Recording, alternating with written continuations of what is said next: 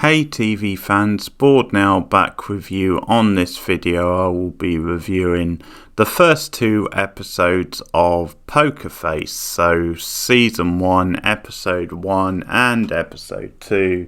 The first episode is called Dead Man's Hand and Episode 2 is called The Night Shift. Full spoilers from the start of the review. So this is a recent Peacock original, UK, on Sky TV, so that's why I'm getting to it now.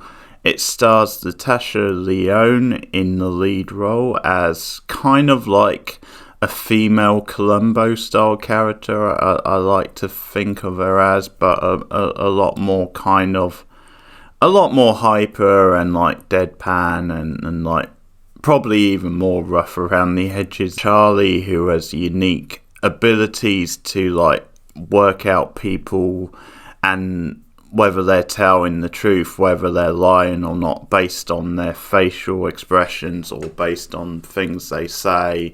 And she just has very intuitive abilities.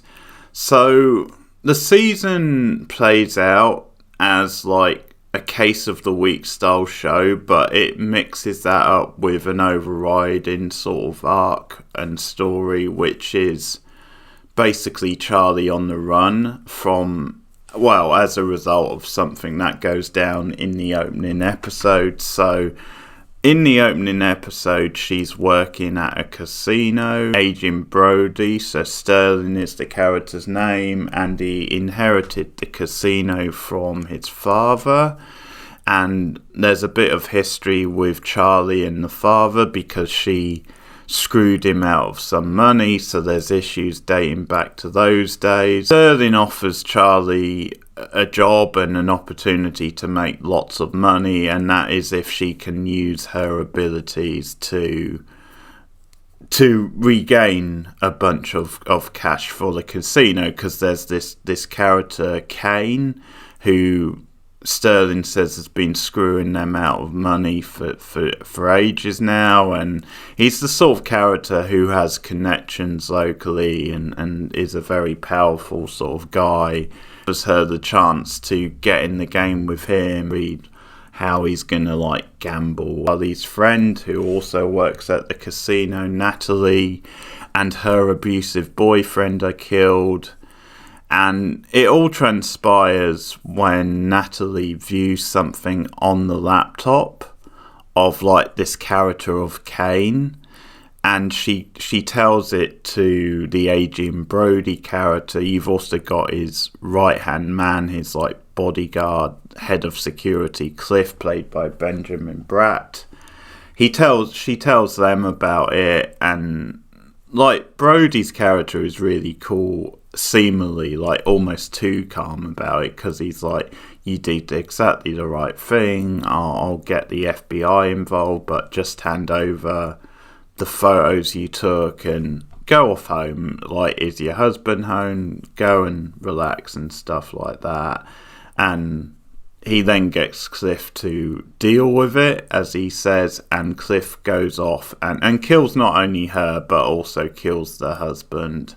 So we start the episode with that stuff, and then we jump backwards. We jump to what actually went down and how Charlie's going to become involved in it, how she's going to work it out. So it seems like each episode is going to have this structure where we actually see the events go down and what the case is going to be. In the first episode, there's a little bit of a mystery to what actually happened or what went down. Not so much in the second episode, but it's one of those shows where part of the fun is going to be her figuring things out for herself and watching that go down.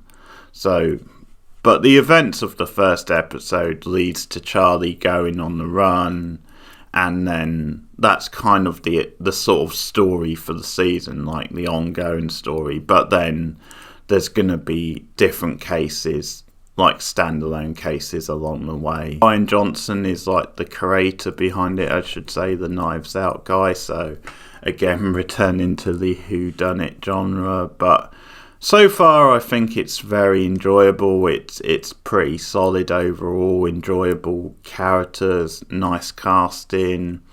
It definitely has this oddball black humour, which I appreciate. The sort of thing that I really get into, because I think Charlie is a very like cynical, nihilistic style character, which is why Natasha Lyonne is so perfect for that role. Like, it's just that classic, like, deadpan, very blunt, like, straight talking sort of character. She has her own philosophy. She has her own way of looking at the world, because she, in like the opening episode, she has this line about how, hey, I'm a dumbass sort of thing, but I just get things done, and I'm just, it's almost like, it's like setting her up as this underdog sort of character who people underestimate because of her appearance, because she doesn't seem to have much going for her. Like, she lives in a trailer park, she's constantly drunk because she has a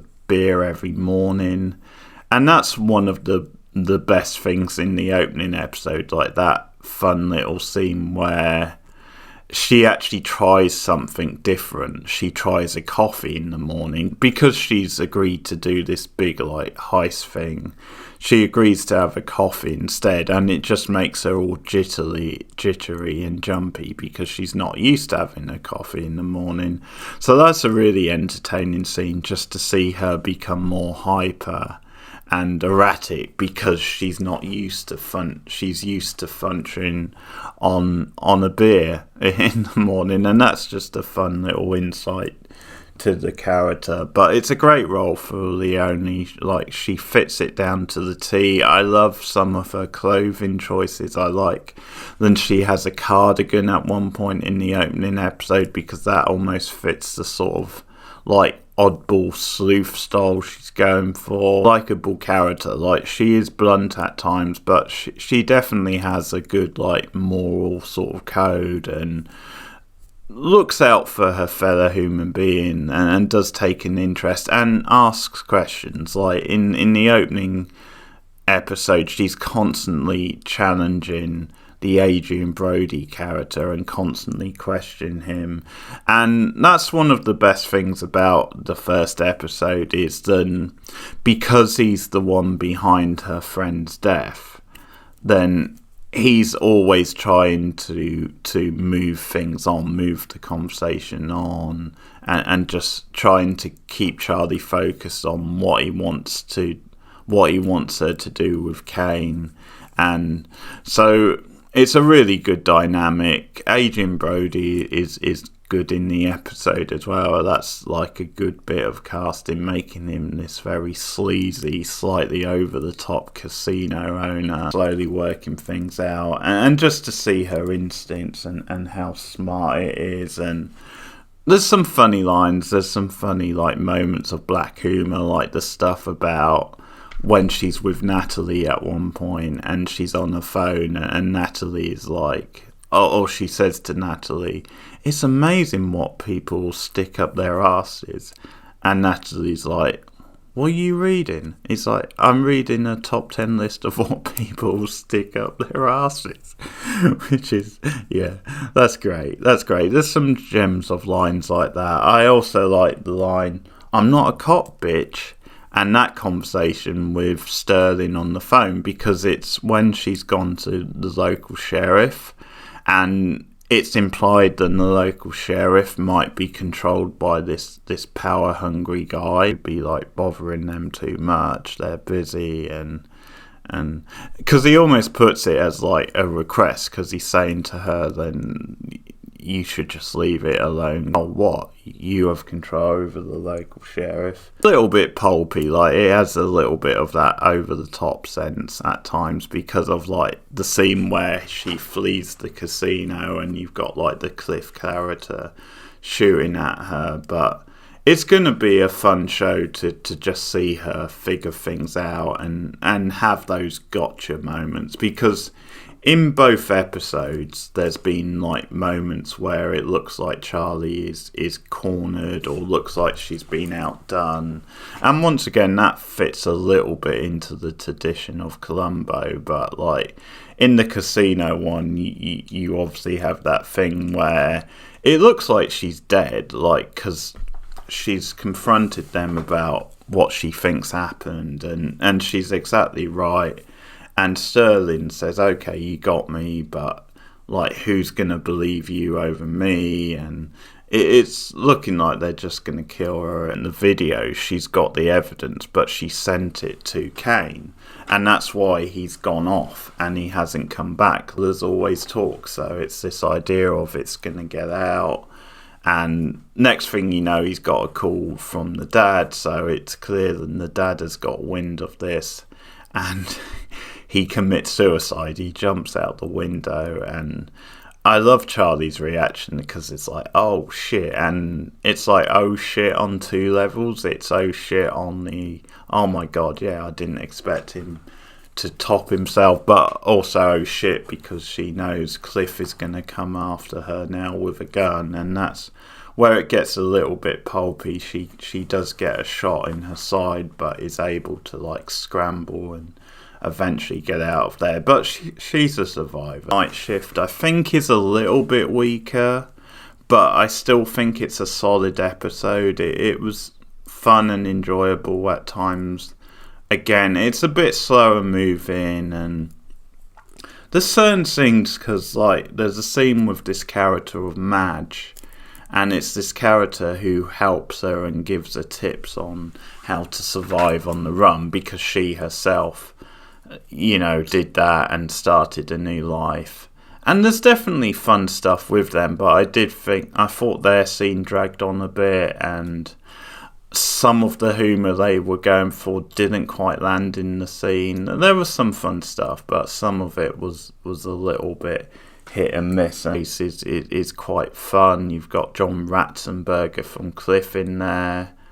Again, you've got another good setup because you have this character of Damien who's recently come back from war in the subway, and he does videos on making sandwiches for TikTok, and he's a very like positive guy, and that's what the episode is all about. Partly it is about like luck and about this idea of stardom or making yourself a celebrity, but it's all about dreams in a way, the episode, and that fits into partly what the show is like about. Goes into like the local convenience store along the way. He talks to this girl Sarah, who he's got like a vibe with, and they seem to get on really well. He kind of brings her a sandwich each night.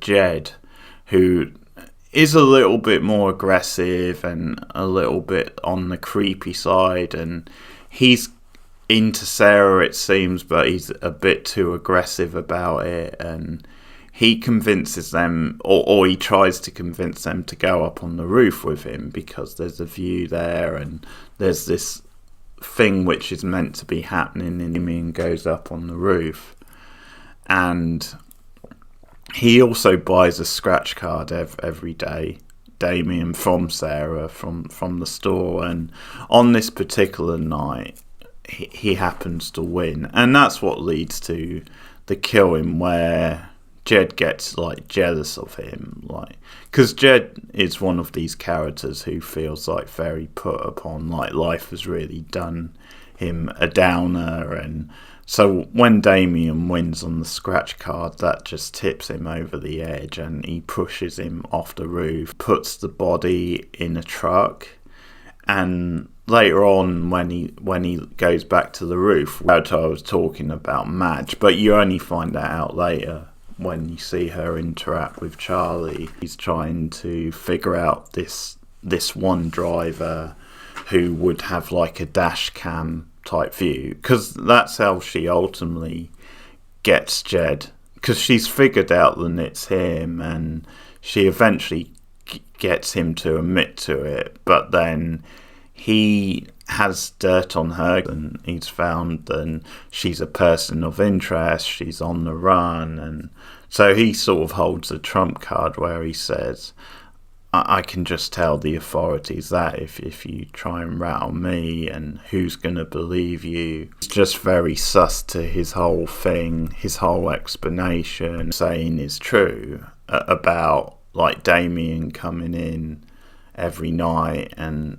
that whole thing. I can tell you're telling the truth. Is lying about winning, because at one point he takes the winning ticket which Damien had and like uses it for himself and like tricks Sarah, and like Charlie just figures out then that's a lie, because Charlie like bonded with Madge. I think that adds to her motivation for finding out the truth. The code on the cards, you can tell because they're all given like a number of the card it is, so she can tell it's an older card, a card from the previous day, not one which Jed bought on that day. So she has it all figured out. But then, as I said, he seems to have the trump card. How she finally gets it, because she's driving away, she thinks it hasn't worked out, but then she hears on the radio about this like local show where you can like,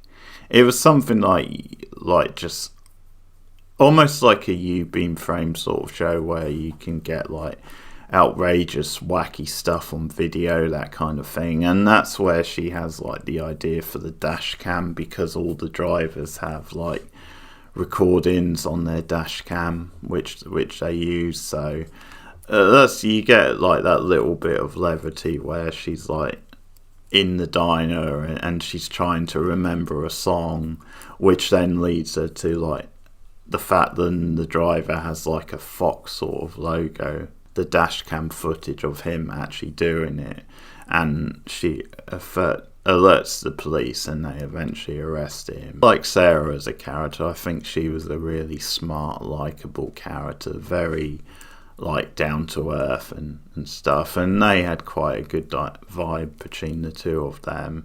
So far I think it's pretty good, like for strong female characters, the show, like the lead definitely, and this character of Sarah I enjoyed as well. Another good scene with her was when Cliff came calling looking for Charlie, and Sarah covered for her. She claimed that she'd gone off to California, so to like throw him off the scent, which is a really good. Then she went back to set for Charlie. You can see they did get up a bit of a bond in that case. We also see she's got like the gold coin stashed away, so it probably means she's going to come into a bit of fortune. But yeah, I did enjoy the Sarah character. I prefer episode 1, but episode 2 was still solid and enjoyable. It's not the sort of thing that's going to like set the world on fire. It's not going to be like a big hitter where you're going to be saying, okay, this is one of the best things on TV this year, but it's definitely a really solid, enjoyable show. So it's a fun twist and subversion on like an older sort of trope and character. At least I'm having fun with it so far, without doubt. So let me know your thoughts on the opening 2 episodes of Poker Face in the comments below. Also what you think of the show overall. Don't spoil anything too much, but give us your overall feelings on the show in general. But like and subscribe as always, share me out on social media, ding that bell for notifications, and I'll see you guys again soon. Goodbye.